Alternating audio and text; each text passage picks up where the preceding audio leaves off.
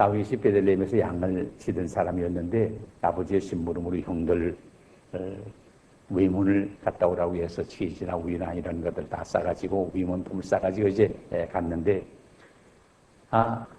골리앗 장군이 나와 도전을 합니다. 얼마나 소리가 컸든지 이런 피해 시스템이 있는 시대일 줄 아는데 하여간 그 소리가 산을 드릉드릉하고 울릴 정도로 막 하는데 그 소리가 나면 사람들이 기가 막혀가지고 맥을 못 쓰고 황호에 숨느라고 난리가 납니다. 우린 다윗이 가만 보니까 기가 막힙니다. 그래서 옆에 있던 사람한테 물었습니다. 저놈이 저거 누구요? 모르니까. 누구라니? 이 사람 말도 말게. 좀 골리앗 장군이 액전 노장이야. 저 사람을 당할 사람이 아무도 없어.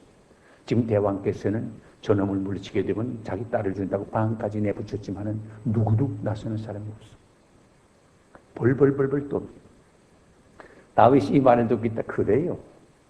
세상에 저런 법이 어디 있습니까? 저 하나님을 알지 못한 블레셋 장군 쪽에 어떻게 하나님의 백성인 이스라엘 백성은 이렇게까지 모욕할 수 있습니까?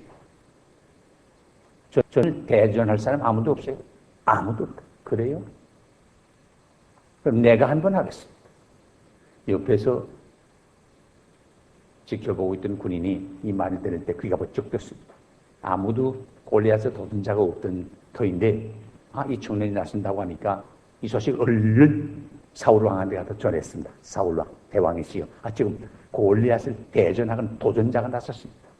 그러지 않아도 지금 마음이 조마조마해가지고 어떤 도전자가 없나 해야 안타까워하고 있는데 이스라엘 가운데 이렇게 사람이 없나 해서 속이 상해 있는데 도전자가 나섰다니까 너무 감격스럽고 좋아가지고 그래, 그 옷은 누군지 한번 좀 보자 해서 다윗을 왕궁으로 데려가게 됐는데 사울 왕은 기대가 컸습니다. 나도 키가 보통 사람보다 큰 키지만은 아마 저 골리앗을 저물치겠다고 한 도전자는 골리앗보다 더 키가 큰 고구가 늠름하게 들어올 거라는 기대를 가지고 앉아 있는데 골리앗의 도전자가 들어옵니다 하면서 저 앞에 문이 쫙 열리는데 들어오는데 조그마한 소년 아이가 아장아장 들어온단 말이에요. 기가 막힙니다. 그래서 야 너 누구냐? 너 이름이 뭐냐? 네, 저는 이세 막내 아들 다윗입니다. 너 전쟁해본 경험 있느냐? 없습니다. 근데 어떻게 그렇게 백전노장 골리앗하고 도전하겠다고 하느냐? 예, 저는 전쟁해본 경험은 없습니다만은 아버지의 양무리를 치는데 아버지 양무리를 치다가 맹수들이 달려붙게 되면 그 맹수를 내가 처물리친 경험이 있습니다. 맹수를 저물친 하나님께서 하나님을 알지 못한 할례받지 못한 저것들을 물리치지 못하겠습니까? 하나님이 함께하면 저거 골리앗을 내가 물리칠 수 있을 줄 믿습니다. 말하는데 막 또막 눈이 반짝반짝한데 이게 보통의 아닙니다. 그래 그러면 너 지금 이대로 나가면 되가느냐 그러니까 내가 쓰던 투구라도 하나 쓰고 나가봐라. 고려놔도 투구를 갖다 씌우니까 이 무거운 투구가 그래서 무거워서 주저앉을 정도예요. 이거 내가 너무 무거워 쓸 수가 없어. 그래. 그러면 내가 입던 갑옷이라도 좀 입고 나가라. 걸어놨던 갑옷을 갖다가 입히는데 월남 치마 입은 것보다 더 길어가지고 도무지 철철 끄는데 감당할 수가 없어. 사울이 큰 사람 아니에요. 근데 다윗은 어린 소년 아니에요. 소년 아니에요. 이거 도무지 내가 입지 못하겠어. 그래. 됐겠어. 그러면 내가 쓰던 칼이 있는데 칼을 들고 나가라. 칼을 걸어놨던 걸 갖다 주니까 이게 드는 건 것하고 메고 나가기도 그러고 내가 이거 도무지 못하겠습니다. 나는 내가 쓴 무기가 있습니다. 너 무슨 무기냐? 나는 맹수와 싸울 때 물매를 쓰고 했는데 이 물매를 싸우겠어. 그러니 어떻게? 하나님이 너와 함께 하길 바라노라 하고서 내보냈습니다. 다윗이 나가다가 냇가에서 돌을 떼끈떼끈한 돌을 5개를 주서 주머니로 우선 나갔습니다. 아니나 다를까 골리앗이 나와 큰 호통을 치면서 도전을 거는데 이스라엘지는 좀 물기었는지 머리에 물기었는지 조용합니다. 검은 게 하나 얼씬 못합니다. 그런데 다윗이 나섰습니다. 그러니까 골리앗이 가만 보니까 저쪽에 자기가 큰 소리 치게 되면 사람 기척도 하나 없이 엄청 못하고 있었는데 뭐이 하나 나온다고 그래서 가만 보니까 사람은 사람인데 어린아이가 나온다고. 그래서 골리앗이 너무 기가 막혀서 하하하하 야 너 이스라엘은 오죽인 사람이었으면 저 머리에 피도 안 맞는 아이를 내보내느냐? 또 가만 보니까 무장을 하는 거 나오는 게 아니라 막대기를 들고 나온다고. 너 사람을 뭘로 알고 그러냐? 내가 너 개로 하느냐? 너 막대기는 왜 들고 나오느냐? 이때 다윗이 전쟁 역사상 아주 유명한 얘기를 했습니다. 너 골리앗 분명히 들어. 전쟁이 칼과 창에 있는 줄 너는 알지만은 오늘 너로 하여금 전쟁이 하나님의 손에 있는 것을 내가 너로 하여금 보여주마 하고서 예비하고 있던 돌 중에 5개 중에 하나 가지고 물매에 올라가지고 조준을 하고 치는 이 돌이 날아가서 골리앗의 이마에 명중했습니다. 맞는 순간에 픽 하고 그대로 나가 쓰러지고 말았습니다. 거인 골리앗이 그 자리에서 죽었습니다. 다윗은 완전히 승리했습니다. 옛날에는 장군이 죽으면 절병들은 그대로 그저 다 도망갔습니다. 다윗이 키가 커서 이겼습니까? 다윗이 무기가 좋아 이겼습니까? 다윗이 전쟁 경험이 있어서 이겼습니까? 비교해 본다면 이건 족수가 되지 않습니다. 뭐 요새 아랍과 싸움이다마는 뭐 상대가 되지 않는다고 하잖아요. 자, 그런데 하나님이 함께 하니까 이 골리앗을 춤을 췄습니다. 이렇게 되니 다윗이 일약 이스라엘 민족의 영웅이 됐습니다. 또 사울은 약속한 대로 다윗을 사위로 삼았습니다.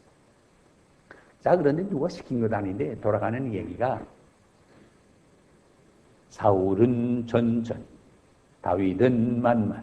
애들 노래하면서 이 노래가 자꾸 들려온다고. 이게 사울의 귀에 들렸습니다. 사울은 전전, 다윗은 만만.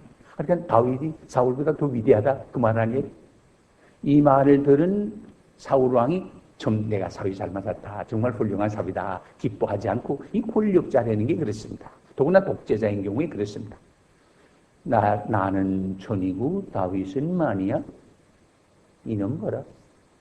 저거 언제 내 권력의 자리를 노릴지 모르겠구나 하는 생각이 들어가지고 다윗을 잡아 죽이려고 나서게 됐습니다. 이 사실을 알게 된 다윗이 멀리 도망갔습니다. 그 도망간 역사가 오늘 우리가 여기서 배경에서 나온 말인데 도망가니 보통입니까? 수천 명을 다니고 잡으러 참 이잡듯이 하는데 다윗은 피해 다니니 얼마나 어려움이 많습니까? 그런데 한 번은 도망가다가 엔게디 불 속에서 쉬고 있는데 캄캄한 굴인데 사울 왕이 그 무슨 용변을 보려고 들어왔는데 아비새 장군이 뒤에 아무도 안 보이는데 해치우시다. 그러나 다윗이 그러지 않았습니다. 가만 놔둬요. 저분은 하나님의 기름 부음 받은 사람이에요. 하나님 기름 부음 받은 사람은 하나님이 초분에 손대지 마. 그리고 나갈 때 몰래 옷자락을 칼로 싹 뺐습니다. 그리고 나갔습니다. 나간 다음에 소리쳤습니다. 대왕이시여, 옷자락을 한번 보십시오. 내가 당신을 해하려면 얼마든지 해할 기회가 있었습니다. 그러나 해하지 않고 옷자락만 잘랐으면 옷자락을 보십시오. 정말 옷자락을 보니까 이게 잘려나가거든. 자기가 정말 죽을 수밖에 없는 처지에 있댔는데 이렇게 구원받은 거 생각하니 너무 감격해가지고 다윗 참는 하나님의 사람이다. 고맙다. 고맙다 했어. 자, 근데 이거 보세요. 사울이 그쯤 되면 그가 나를 해하려는 사람이 아니다 하는 걸 알아야 될 텐데 이 시기하는 마음이 계속 있어가지고 계속 쫓아요. 한 번은 들판에서 피곤해가지고 잠을 자고 있는데 다윗과 그 일행이 몰래 들어가다가 보니까 그저 무방비 상태로 잠자고 있더라. 그래서 물병을 가지고 와가지고 소리를 쳤습니다. 아브넬 장군, 너 대왕을 지키려면 좀 똑똑히 지켜라. 어젯밤에 너희 잠자는데 그를 대왕을 죽이려는 사람이 갔다가 물병만 가지고 물병 어디 있나 봐라. 물병이 없거든. 이렇게 죽일 수 있는 기회가 여러 번 있었지만은 죽이지 아니하고 그가 내내 피해 다니면서 만일에 그들에게 잡히게 되면 어떻게 됩니까? 여기도 표현한 말씀 그대로 사자에게 토끼가 찢기는 것처럼 찢겨 죽을 수밖에 없는 이런 상태에 있는데도 하나님을 믿는 그는 하나님을 의지함으로 평안하게 살며 노래한 것을 볼 수가 있습니다. 고통 중에서 부르는 노래는 고통을 이기게 합니다. 예수님도 고난 앞에 놓고 십자가를 앞에 놓고 찬미하며 감람산으로 나갔다고 했습니다. 사도 바울도 억울하게 감옥에 수감되어 있을 때 밤중에 하나님을 찬미했습니다. 우리 믿는 사람이 믿지 않는 사람과 다른 게 뭡니까? 오림을 똑같이 당합니다. 그러나 우리는 오림을 당하는 속에 눈물을 흘리면서도 고통 속에 하나님을 찬미합니다. 찬미하면 놀라운 기적이 일어난다는 사실을 믿으시기를 바랍니다. 오늘 신 말씀 1절 2절에서 보면 자신을 헤아리는 사람들에게서 건져달라고 간구합니다. 여호와 내 하나님이여 주께 피하오니 나를 쫓는 모든 자에게서 나를 건지소서. 건져낼 자 없으면 저희가 사자같이 나를 찢고 뜯을까 하나이다. 이런 자리에 있었습니다. 그래서 여기 3절 이하에 보면 내 손에 죄악이 있거나 하친한 자를 악으로 갚았거나 내 대적에게 무고히 빼앗았거든 원수로 나의 영혼을 쫓아잡아 내 생명을 땅에 짓밟고 내 영광을 진토에 떨어뜨리게 하소서 그랬습니다. 우리가 다른 사람에게 비난을 받고 고소를 당한다고 해도 우리의 양심이 결백하게 되면 마음의 동료가 별로 없고 위로를 받는 법입니다. 전에 요셉 같은 사람 억울하게 누명을 쓰고 감옥에 들어가 있지 않았습니까? 기가 막힌 일 아닙니까? 그러나 성경 자세히 읽어보세요. 분명히 하나님이 요셉과 함께했다. 하나님이 요셉과 함께했다. 더러운 죄에 누명을 쓰고 감옥에서 고생했지만은 하나님은 요셉과 함께했습니다. 그렇기 때문에 거기 창세기를 보세요. 요셉은 그렇게 고생하는 자리에 있어서도 조금도 위축당하지 않았습니다. 늠름하게 살아갑니다. 늠름하게 살아갑니다. 고생을 하면서도 억울한 일을 당하면서도 조금도 그는 위축당하지 않고 이렇게 능능하게 살아갈 수가 있나? 하나님이 그와 함께 했기 때문에. 다윗도 시편 23편에 말하지 않았어요? 우리가 사망의 음침한 골짜기를 걸어갈 수가 있습니다. 그러나 내가 해를 당하지 아니하는 것은 주께서 나와 함께 하시기 때문입니다. 사랑하는 여러분, 우리가 어떤 어려운 일을 당한다고 할지라도 하나님이 나와 함께하면 이 모든 어려움을 능히 이길 수가 있습니다. 사도 바울이 말한 대로 믿음과 착한 양심, 때묻지 아니한 양심을 가지는 것이 필요합니다. 양심이 죄를 범하게 되면 자연히 가책을 받게 됩니다. 다른 사람이 아무리 존경하고 다른 사람이 아무리 칭찬한다고 해도 내 양심에 범한 죄는 이거 가책을 가져다 주기 때문입니다. 다윗에게는 그의 입장을 호소할 만한 세상의 법정은 없었습니다. 그러나 그는 날아가서 호소할 수 있는 하늘의 법정이 있었습니다. 거기에는 다윗이 나의 하나님이라고 부르짖습니다. 그래요. 억울한 일을 당할 때 여러분 세상 사람 몸에서 가슴 아파하고 괴로워하지 말고 나의 하나님, 내 억울한 모든 사정을 해결해 주시고 응답해 주시고 축복해 주실 하나님을 찾는 여러분 되시기를 바랍니다. 그래서 성경은 말합니다. 환난 날에 나를 불러라. 환난 날에 누구 원망하지 말고 원수 갚을 생각하지 말고 환난 날에 나를 불러라. 내가 응답하겠고 그랬습니다. 다윗은 사울의 왕관과 생명을 헤아려는 음모를 꾸몄다고 해서 이렇게 억울함을 겪고 있었지만 다윗은 완전히 이 사실을 부인합니다. 그는 무죄함에 대해서 어떤 증거를 내놓았습니까? 아까 말한 대로 내가 당신을 죽이려고 했다고 할 것을 벌써 2번씩 쉽게 죽일 수 있었습니다. 그러나 그렇게 하지 않았습니다. 이것만 봐도 알지 않습니까? 하는 말입니다.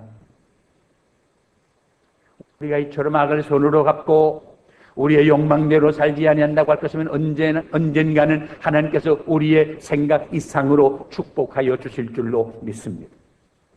6절 말씀에 뭐랬어요?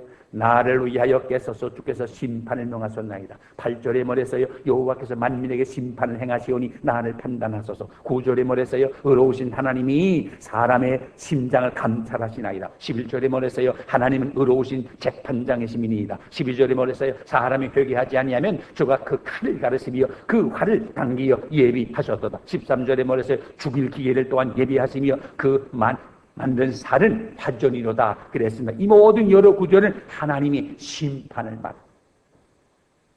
우리 사람 사이에는 이런 억울한 일도 있고 해결하지 못할 일도 있지만 하나님은 다 보시고 결국 의롭게 정의롭게 심판하실 준비를 하고 있다 하는 그 말입니다. 사도 바울도 로마서 12장 9절에 말씀합니다. 내 사랑하는 자들아, 너희가 진이 원수를 갚지 말고 진노하심에 맡기라. 기록 되었으되 원수 갚는 것이 내게 있으니 내가 갚으리라고 주께서 말씀하시니라 했습니다. 하나님의 심판에 맡기는 것을 의미합니다. 하나님의 심판이 있습니다. 히브리서 5장 27절에도 한 번 죽는 것은 사람에게 중한 것이요 그 후에는 심판이 있으리니. 우리가 사는 이 세상은 불확실한 것으로 가득 차 있습니다. 그러나 확실한 것 두 가지가 있습니다. 그것은 누구나 다 첫째는 죽는 것입니다. 새벽부터 이런 말해서 대단히 미안합니다만 사실이기 때문에 말씀하는데, 여기 앉아 계신 분은 언젠가 한 번 꼭, 나 죽으라는 말은 아닙니다. 하나 죽습니다. 이거 믿습니까? 싫어요? 싫어요? 그냥 현실입니다. 어떻게 못합니까? 세상의 모든 거 다 누린 사람도 갑니다. 예외가 없어요. 한 번은 갑니다. 이거 알아야 돼요. 그리고 그 다음 뭐 있어요? 심판이 있습니다. 구약 성경에도 말씀했고 신약 성경에도 말씀합니다. 주님께서도 말씀합니다. 사도들도 가르칩니다. 알곡과 죽종이를 갈라놓을 때가 있다고, 면양과 산양을 구별하게 될 날이 있다. 심판을 말합니다. 사도행전 17장 31절에도 바울이 아덴에서 전도할 때 이제는 하나님께서 모든 사람을 심판할 날짜를 정하여 두었다고 말씀했습니다. 고린도후서 5장 10절에도 우리가 다 그리스도 심판대 앞에 드러나 선악간에 그 행한 대로 갚음을 받으리라고 말씀했습니다. 로마서 2장 16절에도 우리의 은밀한 죄가 하나님 앞에 드러나고 하나님 앞에 심판을 받을 날이 있겠다고 말씀했습니다. 성경도 말씀하지만 우리의 양심도 반드시 내가 행한 모든 일에 대해서 선악간에 보응을 받으리라고 하는 느낌이 우리에게 있습니다. 이것이 심판에 대한 것. 심판에 대한 사상은 기독교에만 있는 것 아니고 개시 종교가 아닌 일반 종교에도 흔히 가르치는 진리입니다. 사후의 심판에 대해서 유대 사람뿐만 아니고 동양 사람이나 서양 사람이나 애굽 사람이나 헬라 사람이나 중국 사람이나 한국 사람이나 누구에게나 비록 희미하지만은 다 가지고 있습니다. 그리고 하나님의 심판은 인간의 이성이 지적하여 주고 있습니다. 이 세상에서는 심판이 정당하게 이루어지지 않잖아요. 좋은 일한 사람이 오히려 억울함을 당하게 되고, 나쁜 일 앞장서서 돌아가는 사람이 오히려 상급받는 이런 세상 아니에요. 이게 정확하게 심판이 안 돼요. 물론 재판소가 있긴 합니다만 재판이 정확하다고 말할 수가 없어요. 그러기에 서양의 어떤 재판소에 보게 되면 동상을 만들어 놓았는데 판사가 조를 따라가고 있어요. 조를 가지고 조를 요거 수평을 정확화되는 건 아니에요. 심판의 표준은 조울처럼 정확하게 하는 걸 말해요. 자, 그런데 자세히 보면 그 판사의 앞에 수건으로 눈을 가리고 있습니다. 수건으로 눈을 가리기 때문에 정확하게 하려고 하는 게 이상은 이상이지만 현실이 그렇게 못된다 그 말이에요. 이게 세상이에요. 하나님의 공의가 현세에 온전히 이루어지는 것도 아닙니다. 만일에 우리가 죄를 지을 때마다 하나님이 형벌로서 심판하신다고 할 것이면 아마 세상에 살아남아있을 사람이 별로 없으리라고 생각합니다. 이 시간도 우리가 범죄할 때마다 하나님이 벌 주었다고 하면 이 자리에 앉아있을 사람이 누구 있습니까? 그저 심판이 있다면 알리만큼 깨달으리만큼 세상에서 행합니다. 그러므로 우리가 죽은 후에 심판을 받을 수밖에 없다고 하는 것은 우리의 이성이 생각으로 타당한 것입니다. 사실 우리가 세상에 사는 동안 인간으로서는 도저히 하나님의 공의를 완전히 행할 수가 없습니다. 더구나 세상의 법률로도 벌하지 못할 죄가 얼마나 많습니다. 가령 시기하는 죄 나쁜 죄인데 시기하는 죄 벌하는 형벌 법이 어디 있습니까? 교만한 거 아주 나쁜 죄인데 교만한 사람 벌하는 법이 어디 있어요? 그러므로 사후의 공의가 완전히 이루어지도록 하나님의 심판이 있습니다. 그래서 오늘 여기 주신 말씀 가운데 보면 만약 회개하지 않으면 하나님께서 어떻게 한다 그랬어요? 칼을 간다 그래요. 칼을 가라. 그리고 회개하지 않으면 어떻게 한다 그랬어요? 활을 이미 당기고 있다. 예비한다. 기계를 예비한다 그랬어요. 그럼 어떻게 회개해야 됩니까? 실제적으로 회개해야 됩니다. 세례 요한도 회개에 합당한 열매를 맺으라. 어떤 분은 나는 회개합니다. 말은 100번, 1000번 하지만은 실제 회개 열매 맺지 못하는 사람입니다. 이건 가짜예요, 가짜. 회개가 아닙니다. 회개에 합당한 열매를 맺으라. 지적으로, 정적으로, 의적으로, 인격적인 회개를 해야 합니다. 전적인 회개입니다. 나는 죄를 버리겠습니다만, 이 죄는 버리겠습니다. 요것만은 조금 놔뒀다. 전에 어거스틴이 회개하기 전에 어거스틴의 자매라고에 보면 그런 말이 있어요. 하나님, 내가 회개하기를 원합니다. 그러나 오늘 말고 조금만 더 있다가 내일쯤 하겠습니다. 회개는 전적으로 해야 할 뿐만 아니라 회개는 당장 하란 말입니다. 화를 이미 당기어 예비했다 말했습니다. 어떤 사람은 그럽니다. 회개해야지. 그러나 지금 할 거 없이 그저 세상 떠나기 전에 하면 될 거 아니에요. 그 예수님이 십자가 옆에 매달린 강도도 십자가 죽는 순간에 회개했더니 천당 갔는데 어디 죽기 전에 하면 될 거 아니에요. 아주 야가 빠진 생각이에요. 죽기 전에 꼭 회개하고 갈 수 있다는 보장 우리 가운데 누구 받은 사람이 있어요? 넌 죽기 전에 회개하면 돼. 나 여기 오실 때 차 타고 오셨습니다. 난 차 탈 때마다 느끼고 그래서 하나님 앞에 꼭 기도하곤 하는데 이 차를 집에서 떠나서 예배당까지 아무 사고 없이 완전히 오게 해준다고 보장 누구예요? 교통사고를 당하는 사람들 많이 있습니다만 교통사고를 당하는 분이 내가 이 차를 갖고 가다가 교통사고 당한다 알고 가나요?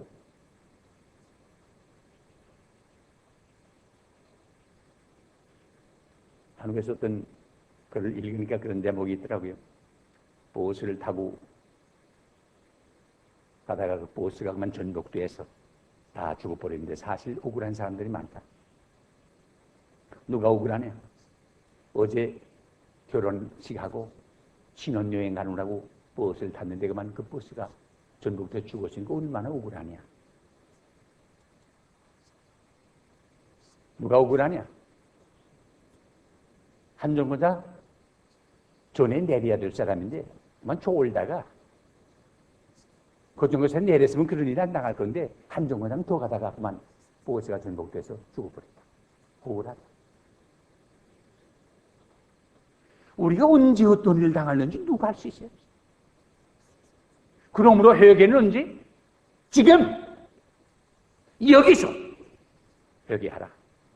그래서 성경 권고합니다. 너희가 오늘날 그의 음성을 듣기를 원하거든 너희 혈기로 나를 시험하여 나를 탐지하듯이 너희 마음을 강팍해 하지 말지어다 말합니다. 하나님은 거룩한 영이 인간의 죄를 깨닫게 하시면 지체하지 말고 회개해야 합니다. 리차드 박스턴은 이런 말을 했습니다. 죄인이여 회개하세요. 그렇지 않으면 심판이 임할 것입니다. 당신이 회개하든 심판을 받든 그것은 당신에게 달려있어. 그렇습니다.